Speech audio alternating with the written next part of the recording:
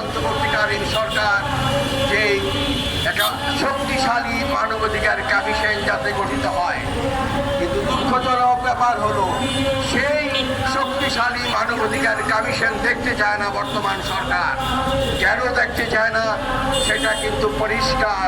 ভবিষ্যতে তাদের দ্বারা মানবাধিকার লঙ্ঘনের ঘটনা ঘটবে, আর যদি গুমের আইন করা না হয় আমরা ধরে নেব আগামীতে আপনাদের দ্বারা গুমের শিকার হবে।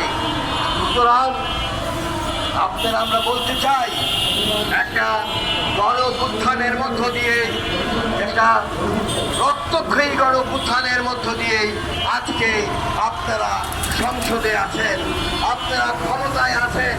আমরা জানি এই সরকারের গুম প্রতিরোধ ও প্রতিকার অধ্যাদেশ এবং জাতীয় মানবাধিকার কমিশন অধ্যাদেশ সহ গুরুত্বপূর্ণ অধ্যাদেশগুলো সংসদে উত্থাপন না করার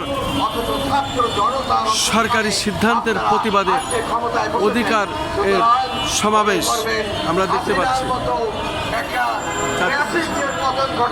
জনগণ মানবাধিকার সংগঠন হিসাবে আমরা বলতে চাই, এই 17 বছর কিন্তু আমরাও রাজপথে ছিলাম, লড়াই করেছি এই গুমের বিরুদ্ধে।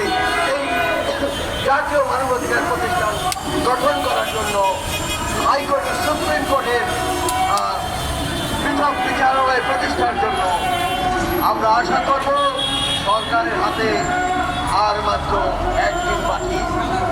সুতরাং আগামীকালের মধ্যে গুম প্রতিরোধ আইন সহ সকল অধ্যাদেশ এবং সকল অধ্যাদেশ আপনারা আইনে পরিণত করবেন, এই আশা ব্যক্ত করে আজকে শেষ করছি। সবাইকে অশেষ ধন্যবাদ। আপনার নামটা বলেন, আপনার নামটা বলেন। নাম নাসিরউদ্দিন।